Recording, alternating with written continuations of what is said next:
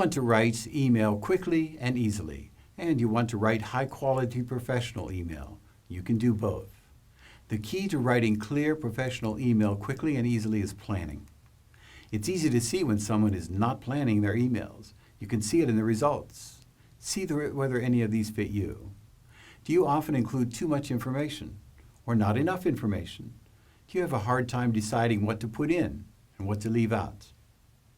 This is another sign you're not planning. Do you laboriously rework and rewrite the text, trying to present the information just in the right way? Do you have the text in the email, but it's like rock climbing, trying to work out all the text into a clear message? Another sure sign you're not planning your emails is when people have to ask you what you meant in an email you wrote. Is your email often disorganized? Does it contain mistakes? These are all signs of poor planning. You can eliminate these problems and have high-quality professional email. Just plan the email before writing it. Stay in the planning mindset until you're ready to write. When you're planning, you can think about the big picture. You can see what you want and how you're going to get it. Once you start writing, you're into the sentences and the words. You can't plan when you're focused on writing sentences and using the right words. Stay in the planning mindset until you're sure you have the entire email plotted out.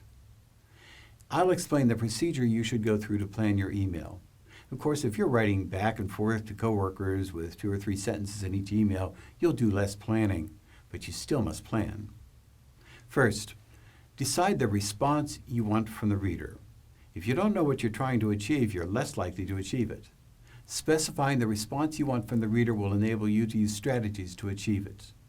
You may want the reader to know something, do something, believe something, be committed or motivated, or have reference information for use when needed. Think for a moment, what response do I want from the reader?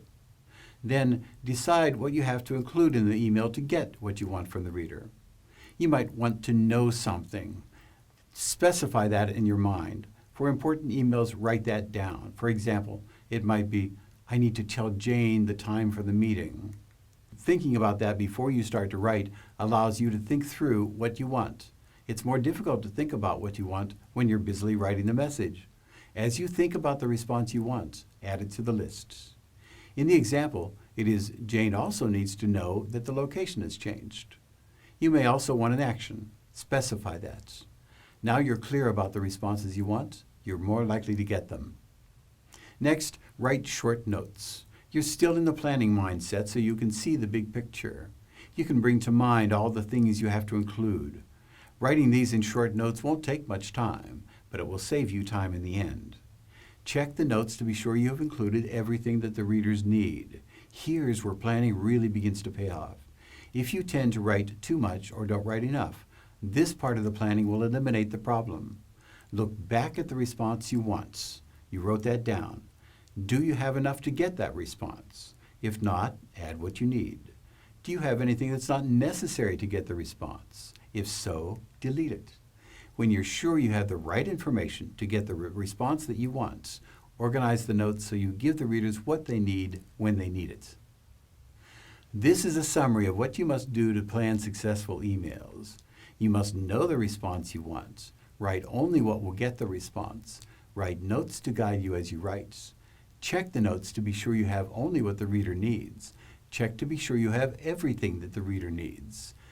Plan your emails. Write notes and organize them before you start to write. When you have well-organized notes, the email will write itself.